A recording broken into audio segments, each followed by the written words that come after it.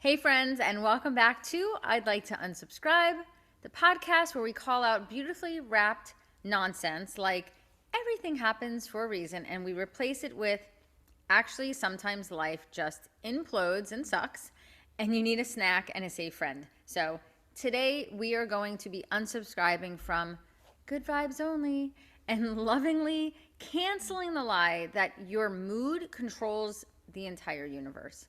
That if you would just vibe higher, Brit, or smile hard enough, that you will attract those six figures, a glowing skin all over, a healed body, and everything will be fantastic. Manifestation culture, well, it's entered the chat, and it has brought you some glitter, shame, and zero medical credentials. And don't even get us started on toxic positivity in the chronic illness or health world, because if one more person tells us to just choose joy while we're getting blood work for the 5th time that month, well, then we're going to start manifesting some serious boundaries. So let's dig in and let's talk about, why does this happiness culture leave us feeling exhausted? And why does suppressing emotions make our bodies completely revolt? And how do we tell the difference between an honest hope and a performative pressure? Because that's real. Spoiler, real healing actually includes sadness and sacred rage, and even the freedom to ugly cry in your car sometimes. So stick with us, because this episode will have you head nodding and fist shaking and clearing out your closet of those toxic nonsense t-shirts that say good vibes only. What if the life you planned vanished overnight? For Marissa and Britt, it was painful chronic conditions without cures. We lost everything: our health, independence, careers, and even our sense of self. But in the wreckage, we found something unexpected: a chance to rebuild. Welcome to I'd Like to Unsubscribe, the podcast for anyone feeling stuck, lost, traumatized, or just straight up over it. This isn't about surviving illness or trauma. It's about ditching the toxic beliefs holding you back and even daring to dream again. We're bringing real talk, hard-earned wisdom, lots of sarcasm, and practical tools to help you rise. You'll laugh, you'll cry, and you'll remember, even in the darkest moments, hope is still alive. Are you experiencing symptoms of lupus or feeling alone on this journey? The Lupus Foundation of New England is here to help you. They're dedicated to supporting those living with lupus, offering education, resources, and a community to help you navigate the journey. From learning about symptoms and testing to upcoming events and research, the Lupus Foundation of New England has you covered. Visit lupusne.org and connect with others who truly understand. You don't have to do this alone. Visit lupusne.org. That's lupusne.org today. Hey friends, welcome back to I'd Like to Unsubscribe, the podcast where we cancel the culture pressure to smile through the pain and say, I'm fine, when in actuality, you are entirely falling apart. Yep. And today we are calling out a very well-dressed lie: toxic positivity. And you've seen it. You've seen it on Pinterest boards and Instagram captions and coffee mugs of good vibes only, choose joy, our favorite, everything happens for a reason, and look on the bright side. And they sound encouraging, but let's unpack why it's not always the kindness it appears to be. Oh yes. So first, let's define it, because toxic positivity is the belief that no matter how hard or painful life gets, you should maintain a positive attitude, just a bit chipper. It's the pressure to only focus on the bright side, even when what you are actually needing is to be real about the darkness. Yeah. And I want to be clear, as we're starting, this isn't the same as gratitude, okay? They're so on just such different universes, because gratitude says there's good here, even though things are hard right now. Toxic positivity says you're not allowed to acknowledge the hard things right now. Just smile and move on. See, so one actually honors your reality and the other one actually silences it. Yeah, absolutely. So we're going to take you on a little history lesson because a little unknown fact, my undergrad is in history education because I am a giant nerd. So stick with me. Toxic positivity has roots in the American self-help culture, right? So it started around the 1950s with Norman Vincent Peale. And he wrote this book, The Power of Positive Thinking. And then it came to this like crescendo with this like rise of positive psychology. We got this cultural script from both that we just need to focus on the good. And like any clever lie, it's partially true, right? True, focusing on negative things will leave you feeling like a victim and hopeless, while directing your attention to positive things helps boost your overall well-being. And so it allows you to see the world and your whole picture of your life. So yeah, kind of right. And I don't actually think that Norman Vincent Peale was intending to be malicious when he wrote this book. But when pop culture grabs a hold of a message, it's got this really funny way of distorting it. So fast Every forward, single time. Yeah, every time, right? Like we do very little good in this realm. So we fast forward right to present time, right? We're in 2025 right now. And we have these messages on t-shirts and water bottles and even in medical waiting rooms now. It's so sneaky because it looks like it's encouragement. But for people with autoimmune diseases, medical crises and trauma, it feels like a slap in the face. Because when your immune system is literally attacking your body, being told to just think positive is dismissive at best and harmful at worst. Yeah. And the thing is, Britt, research actually backs this all up, okay, about toxic positivity. Like, data shows that when you suppress negative emotions, what does it do? It's going to lead to higher cortisol. We talk about this a lot. Your inflammation's going to get worse. You're going to have more autoimmune flares. It can have IBS. Your whole stomach and gut can go crazy. Your pain can get worse. You can have more anxiety. Women, especially those who still get their menstrual cycles, are told, just choose joy. And meanwhile, like, your body is cycling every couple of weeks through real hormonal and thus emotional fluctuations, right? So there was a 2019 study that I found through the American Psychological Association. It found that participants who were forced to smile saw increased stress responses resulting in negative behaviors, not positive behaviors, like we have been told for so long, like such as more drinking. So sorry, Charlie Chaplin, but smiling, though your heart is breaking, it doesn't fix the internal conflict. And so beyond the physical toll, toxic positivity, well, I think that it isolates us, right? Because it teaches us that if we aren't smiling and we're not optimistic, well, then we're doing the whole healing thing wrong, and that we're ungrateful. And also, like, we're part of the problem. You're not fun to be around. Like, you're killing my vibe, right?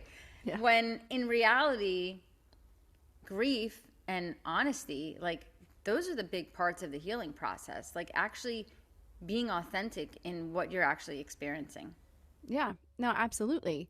And it's so important, right? Because we've talked about that distinction between the gratitude and the toxic positivity, because that be grateful always mentality, that's not just pop psychology.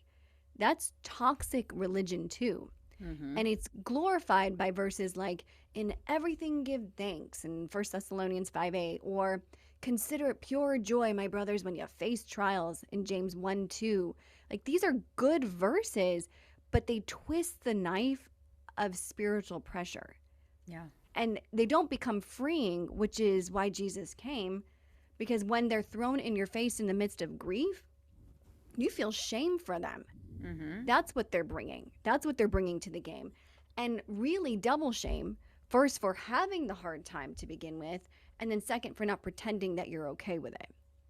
So these truths were never meant to crush us. They were to show us how deeply God is with us in pain, not equate suffering with forced positivity. That was never their intent. Yeah. And I mean, and then can you add in with all of this, like, that guilt spiral that just happens naturally? Like, you're not healed yet? Well, you must not be trusting God enough, right? You're not really manifesting it hard enough. Be more positive, be more upbeat. You need to visualize healing harder.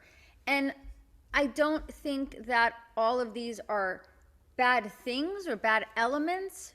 It's just how they're presented to us and in what situation, and what the expectations are of that, right? But if, like we said before, if there's no honesty in that foundational level, there's no ability to be vulnerable, like, is it any wonder that so many of us feel stuck in shame when we are like being drenched in toxic positivity all the time?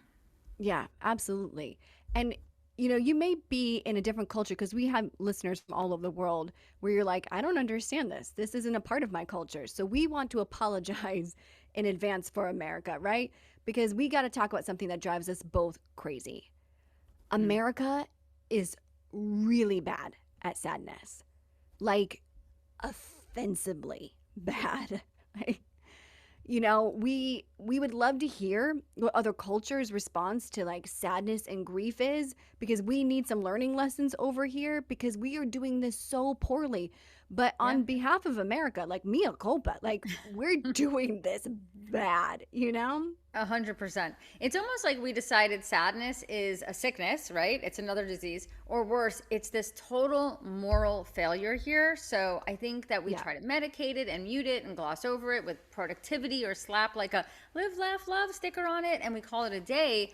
And let me be clear, like, medicating clinical mental health disorders is so okay, right? We are pro that, Britt and I. Yes.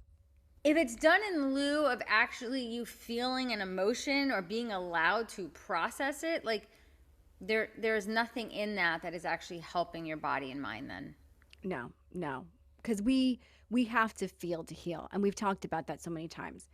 In so many other cultures, especially historically, sadness wasn't avoided. Mm-hmm. It was actually the expectation, and it had rhythms to it and rituals, and it had room. Like you could take up space with it. Yeah. The Jewish tradition, for example, has an entire process for mourning, and it's called sitting Shiva. So for 7 days after death, the grieving family literally sits, and people visit them. They don't try to cheer them up, right? But to like sit in silence and to bring food and to cry and to just be with them. Yeah. I mean, and this is so important to remind you, like, this is an expectation and this is the norm, right? In that culture, no one's making them feel bad for doing that, or like, oh my God, are you still sad about this? It's been 4 days. Like, who would say that? And like, when did that become the norm? Also, in many Middle Eastern cultures, which a lot of you might know, like I'm Italian, I'm part Middle Eastern, grief is really loud and it's expressed like physically. And, I think outside of where we are here in America, like wailing isn't seen as weakness. It's actually part of the releasing pain process. And it's saying, I'm a human being and this really hurts. And I'm not going to pretend that it doesn't hurt. Yeah. Yeah, because compare that with the US, where you literally get like 3 days of bereavement leave if you're lucky. Mm-hmm. And then it's just back to the grind, You'll be good. Chipper up, We treat grief like it's a pit stop, not an actual pilgrimage. And then we wonder why we're all walking around exhausted and emotionally constipated. Yeah. And the kicker is like, even the Bible, it assumes grief is a part of life. It's very clear. Ecclesiastes says there is a time to weep and a time to laugh and a time to mourn and a time to dance. It doesn't say, hey, I'm going to need you to cry quickly and I'm going to need you to get back to work and don't keep talking about it. It doesn't say like grin and bear it, but it says like feel the fullness of like all of it. Yeah. And when Paul of the Bible writes in Romans, this verse we throw at each other, be joyful in affliction, it wasn't this command to like fake smile through the trauma, right? Because that's what good kids do, right? He was speaking into a culture that already got grief. They already allowed space for grief. They actually hired women to scream and cry at funerals. This is how much grief was allowed. Like this was normal, where lament psalms were sung in public. Like you're just walking down the road and someone's like, I've had a terrible day. Like this is just... They're not like, what? What's wrong with that person? Yeah, like Steve's having another bad day, guys. Like this was just normal, right? Can you We're tell them to wrap it up? We have a Zoom in 10 minutes. Yeah, exactly. Like that's the America, Steve. Sorry.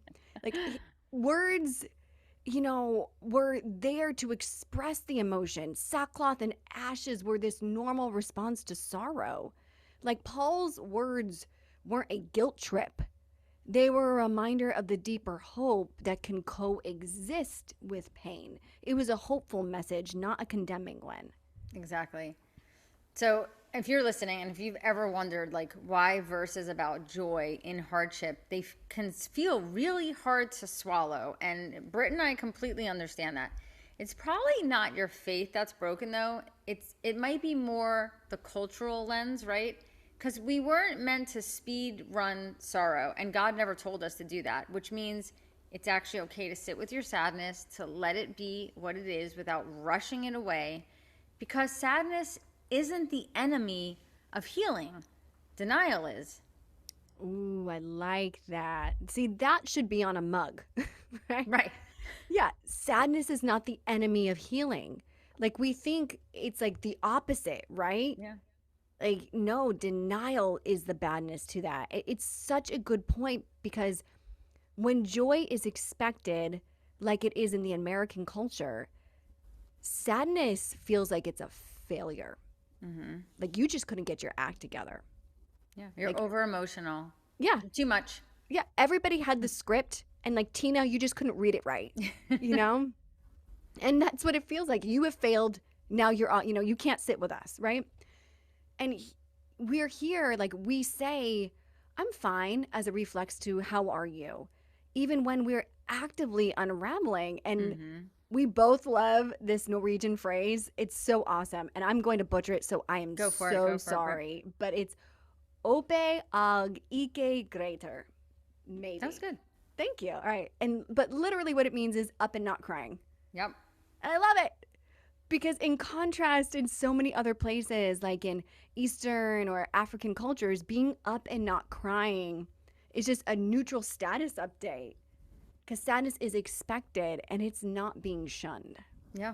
We love phrases like that. And Britt and I don't sugarcoat anything. Like we call each other and we'll have the like, what devastation has befallen thou today? Right? Like, Yes. This is how we speak to each other. Yeah.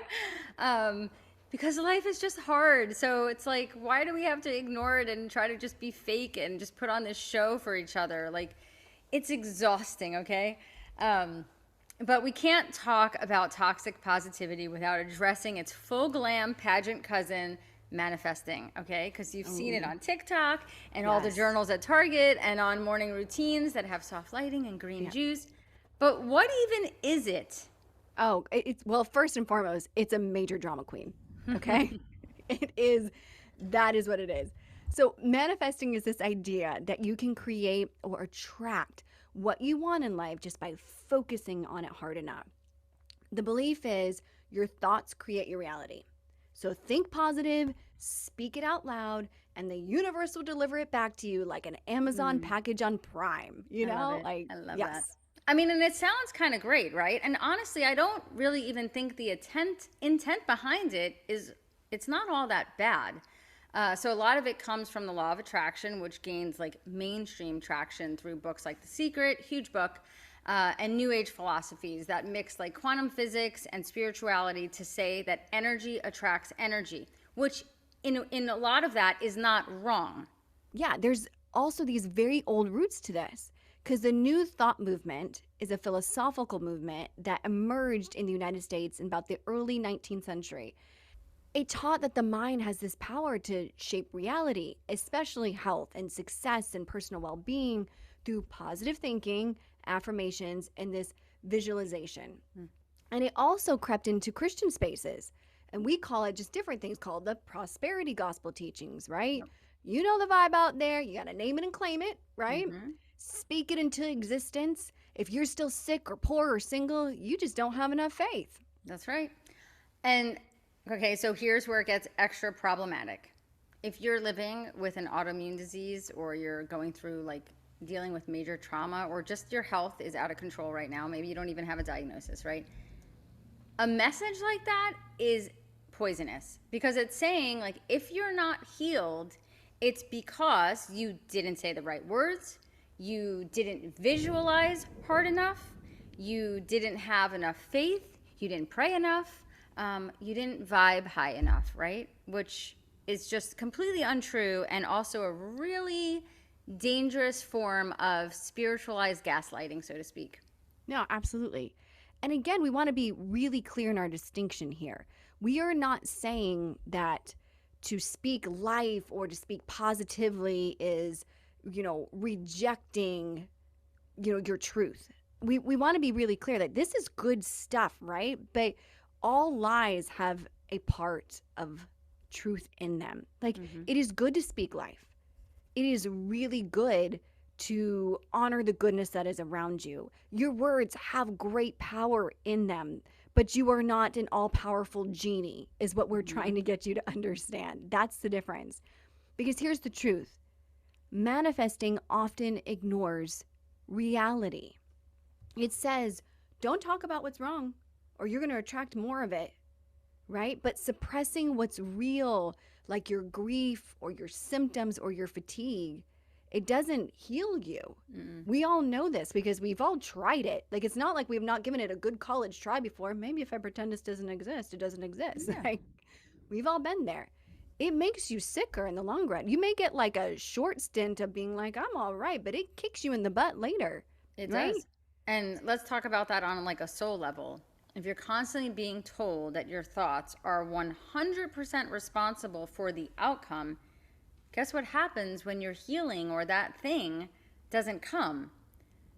You just start blaming yourself, right? Or you think you're broken, or you did something wrong, or your faith is weak, or that you're doing it all wrong. And this is heartbreaking because things are already so hard, and we were never meant to carry like even more weight because of something that is based in just like untruth. It's not that all of it's bad, right? I think that's like the biggest message of this particular episode. It's not that all of it is bad, but the way our culture has wrapped it up in a half truth and made it look so attractive. Like, if that's all you're listening to and you're not doing like a deeper dive on it, you're just missing a lot of it. And I think it can take you down a very dangerous road.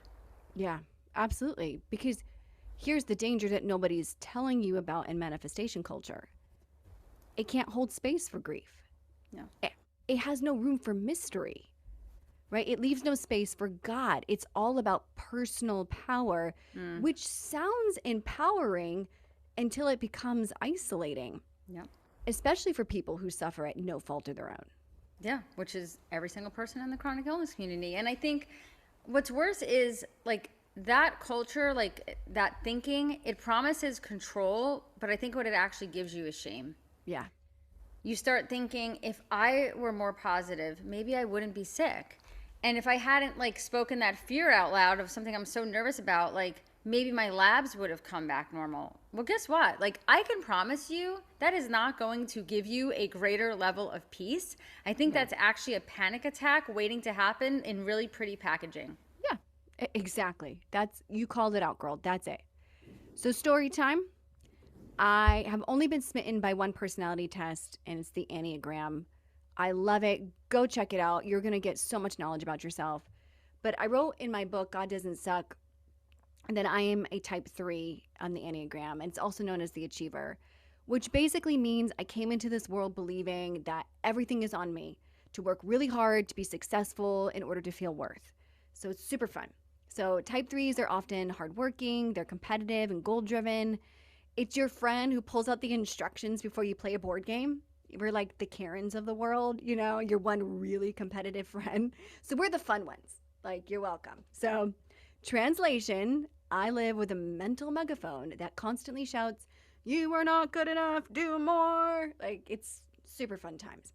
So pair that with my upbringing and a well-meaning but deeply imbalanced religious environment, one steeped in rules and shame, and I became an absolute perfectionist, terrified of both failure and divine rejection.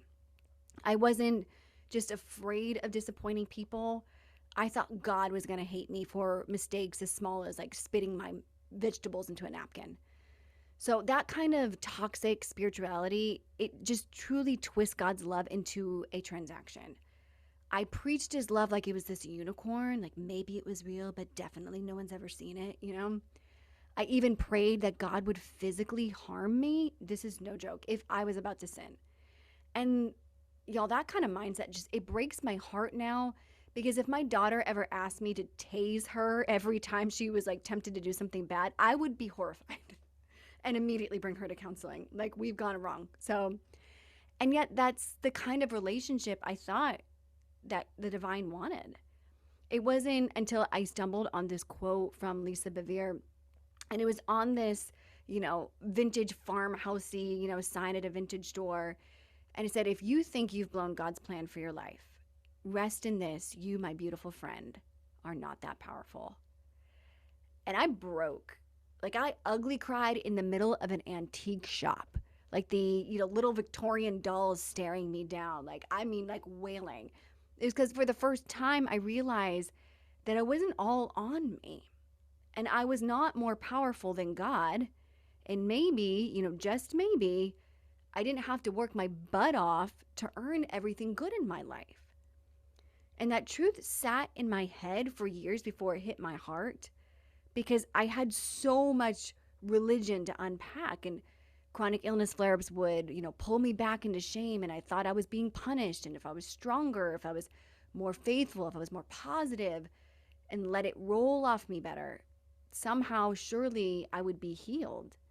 And I interpreted silence and ghosting from others, especially my husband, as this confirmation that my health issues and feelings were just too much. I was just way too much. And so after a season of really deep betrayal, I decided to remake my personality. Like, you can do that. I was just like, no problem. Here is the part in the movie where you get like the makeover and she takes off her glasses and like gets bangs, So here it is, new personality, look at me, because I wanted to be more palatable for others.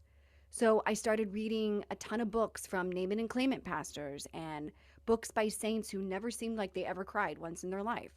Like, I was so prone to do all the time, like I still am. And I was hiding my deep pain, assuming that nobody was safe with it anymore. I was determined to be blessed, not stressed, right? Because that's what people wanted. And that's what God required, right? Like, that was my belief. But the problem with this is that I am a crazy deep feeler.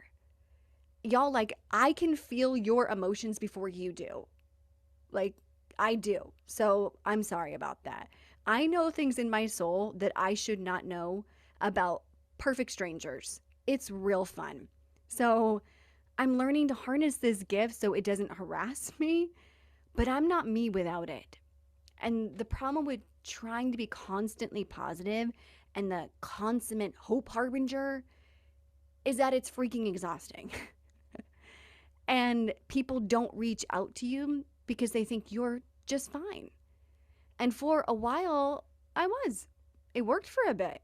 Like, Marissa, you were probably my first friendship test of the waters that I allowed in such a long time because I was so closed off. Like, I thought I could cure my flare-ups of positivity. I knew I could cure my autoimmunity if I only spoke life, as we say in the Christian community, and denied what I deemed as bad emotions, like all the sad ones. I could keep friends in my life and my husband happy if I was more fun and less extra and basically less me, What I forgot was that I was loved as I was, and that God does need my faith to allow him to work. That is required. But I am not the one in control of everything. And our words have power, and that is for sure, because sticks and stones break bones and words crush the deepest. But God also remembers so tenderly how we are formed, and he remembers that we are just dust. Like it says in Psalm 103:14, I can't be perfect, and I'm not being punished by the divine because I'm not. I am chosen, and I am wildly loved. I belong to the God of angel armies who fights for me and celebrates me, and not reluctantly, but joyfully. And he wants me to be part of the miracles, and he wants to be a part of the messes of my everyday. He is not disappointed by my deep emotions and raw feelings. He totally welcomes them. So I started this mantra a while ago, and it was, I am enough as I am right now, always. And when my immune system's strong enough, I'm going to get that tattoo. So I say it when flare-ups come, when guilt creeps in, when the anxiety and the darkness scream, when the silence just tries to shame me. And I keep saying it until I believe it again. So if you're out there feeling like you're disqualified by your inability to be happy all the time, or your illness, or your lack of miraculous healing, or anything that's going on in your life where you feel like you're less than, you've not achieved it, hear this. You've not ruined anything, and you're not failing. There is so much more to come, because you are enough as you are right now, always. Oh, I love that mantra, Britt. And I would really encourage anyone that's listening that, like, you could write your own, because like yours, to me, it's full of power and it's full of hope, and this atmosphere of, even if everything is not perfect, I'm still enough, and there's still hope. And that's what it is. There's hope in that mantra. And I think if we allow ourselves to get solely caught up in like the manifesting and the toxic positivity culture of the world, there's not a lot of hope or peace that you can find there long term. I mean, you said it before, you might get it for a little bit, right? You might be able to fool yourself for a little bit in the beginning, but time exposes it, right? So what can we do instead? Well, we can return, and we can be grounded in truth. And God says in John 16:33, in this world you will have trouble, but take heart, I have overcome the world. And that doesn't say, hey, I just need you to visualize no trouble. It says you'll walk through it, and it will absolutely be there, but I'm with you every step of the way. Because faith isn't a spell, right? Prayer isn't a vending machine, and God isn't like our cosmic customer service agent waiting like for your perfect words. He's our Father, and he cares more about your heart than like your hashtag good vibe strategy. And we're definitely going to unpack this more about how we can move beyond toxicity to honesty. But first, we're going to just break for a really quick second, because we have to put in a word from our amazing sponsors that make this possible. We'll be back in a second. Trying to figure out what's triggering your symptoms but can't put your finger on it? Try Folia, a health tracking app to help you connect the dots and get to the bottom of what's going on. Download Folia Health free in the App Store with invite code LupusChick. Folia is the one app to track it all. Learn more at foliahealth.com/lupuscheck.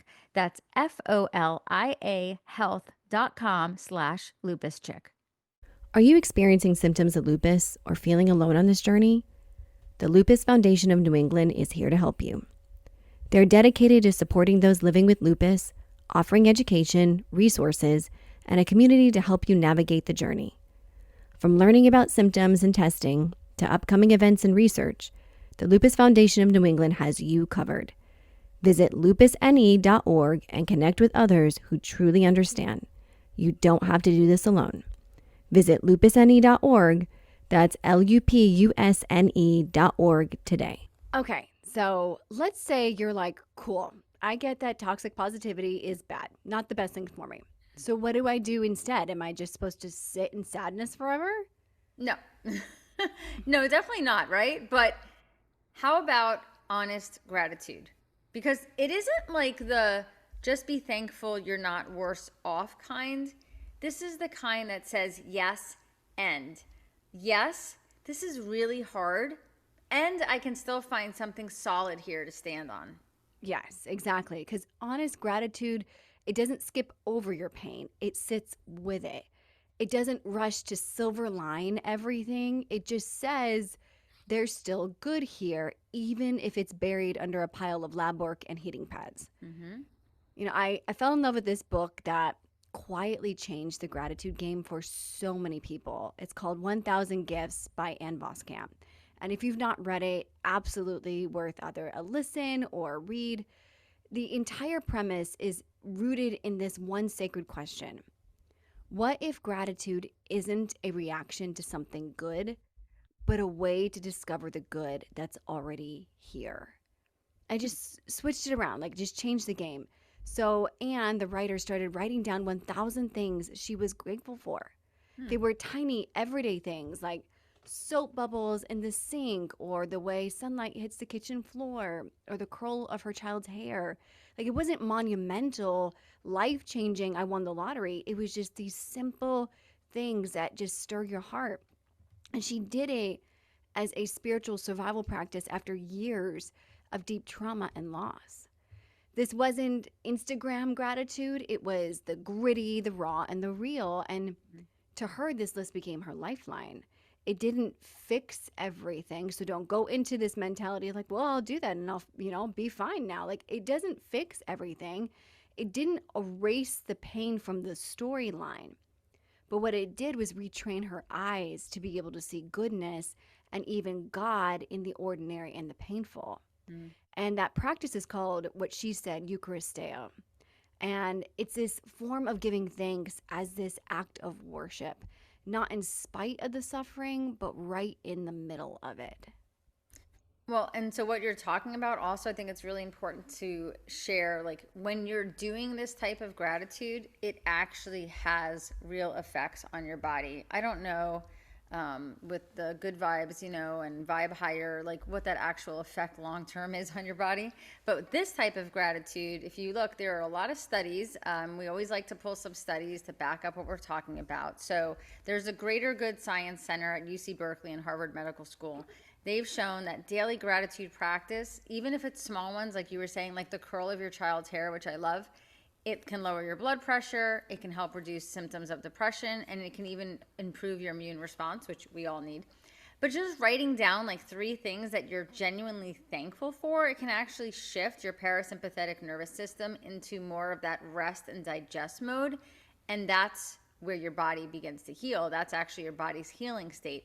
So you don't need to journal for 45 minutes like you're this Pinterest queen and you're on this quest. It could be something as simple as, I'm really thankful for my heated blanket today, or I saw a dumb meme earlier and I laughed at it and it made me feel better for a minute, or I had a moment of quiet today before the chaos. Like, it's not fake, it's just real. It could be small, it could be really specific, and that's the point, because honest gratitude trains your brain to notice what's still here, like what's right here right now, not just the things that have been lost. Yeah. And it's really important, right, in that retrain, because that's what we're talking about, the honest gratitude. Like, I used to journal every night, and then they became these like kind of journals that I would want burned after I was gone. It's like, nobody read these, please. They were truthful, I wasn't making up lies in them, but they were only partly truthful, because what they focused on was just the hard. Like, it was just, this is how bad my day was. But it didn't ever say anything about the good, because the hard felt so much worse than the good. And so it just was one-sided. And y'all, no matter how hard things are, there is still some good, even if it's small. And if we are playing any mind games in this episode, it's to help us focus on the whole story, right? That's what we want to get you into, not just toxic positivity, but what's the whole story? So now when I'm journaling, my journals are a brain exercise and trying to find and recall the good too of the day. And there are many nights when the day has been an ultra dumpster fire, and then I have to sit there for a minute before I can even start writing. But for every bad thing, I try to look for a good one too, to tell the whole story, so that it can look like, okay, my body is hurting and I felt supported by Marissa today. I feel discouraged and I love the smell of coffee, even though I can't always drink it, right? I cried in the shower like I do 75% of mornings, but my kid gave me a hug without asking me. And it's just those things. It's for every bad, what do I also hold that's good? It's balancing your own scales. Yes. And I love those. And they're powerful because in all of that, like you didn't erase the hard or the struggle, but you added to the story. And that's what helps your brain rewire towards resilience without denying all of the stuff that's actually going on. Yeah. Yeah, absolutely. And we know that so many of you are in this place right now where you're like, I'm sick and tired of feeling so low and so sad. I want to start feeling positive. And so we are encouraging you in this episode. We're not saying throw out, good vibes, but we're saying tell the whole story. Yeah. So if you feel like you're stuck in a place where gratitude feels hard or it's forced, just start really small. Like start really specific and be honest. Don't reach for the blessings, the blessed, not stressed. Like just name what feels good or comforting or true in the moment. Yeah. And just remember, like, it's not about being happy all the time. Like, I don't think that that's a reality, like for anyone, but it's about being aware, right? And that awareness is what actually helps your nervous system calm down and start healing. And that's what we're after. Yes. It's honest gratitude, and it's not pressure. It's permission. It's permission to feel everything, but not get stuck in only the hard stuff. Because what we don't want is to feel really bad in our bodies and then feel really bad in our minds, right? And I think that's why we try to go towards the toxic positivity, because it makes me feel better in my mind, but it's not actually helping us in the long term. It's not healing. So what we're saying is you don't need to fake it to heal it. You don't have to smile your way out of grief or positivity hack your brain into submission. Like your real emotions, they're not liabilities, they're just signals. And listening to them is not weakness, it's a wisdom. Yeah. And we've all talked about this, and I think we recognize it, right? Like, because we're all on our own separate journey and we're all struggling from different things or different severities of things. And healing isn't this one size fits all vision board. Like, it's really messy and it could be really slow. I mean, if you met me 20 years ago to today, I am a completely different person, and what my body state is in, and not being in a wheelchair anymore, and like it's just two like universes. And that messiness is like, it involves really snotty tears and a lot of brave boundaries and a lot of learning to hold two truths at the same time, right? I'm hurting, and very important, and I'm still here. Yes. Because that's not failure, that's actually fierce. Yeah, that's the yes and that we're talking about. And remember, God never asked you to pretend. Like, it may seem like it in the Bible where it's all like, just smile through it, but that's not what God's asking us. He weeps with you. He walks with you. He's not handing out gold stars for fake smiles. Like, well done, you smiled through that pain. Like, he's offering rest for your soul. And we're talking like the real kind. Yeah. It's so true. And so I just want to encourage you, just unsubscribe from the toxic positivity that is unfortunately everywhere. It's like so hard to get. If you have a phone or a computer, it's pretty hard to get away from it. And let's unsubscribe from the lie that every good thing comes solely from your vibes, right? And let's resubscribe to honesty with truth-filled gratitude. Yes, and, right? And tell your soul, mind, and body the whole story. Don't leave anything out. Don't live in a place of denying something, because that is not a place where healing will come. Exactly. And tribe, if you're looking for a space where your real is totally welcome, come hang out with us. I'd like to unsubscribe on Insta and tell us what's hard and what's good. What is your yes and? You have both always. We love you. Be truthful with your story and so kind to yourself. See you next time. Love you guys.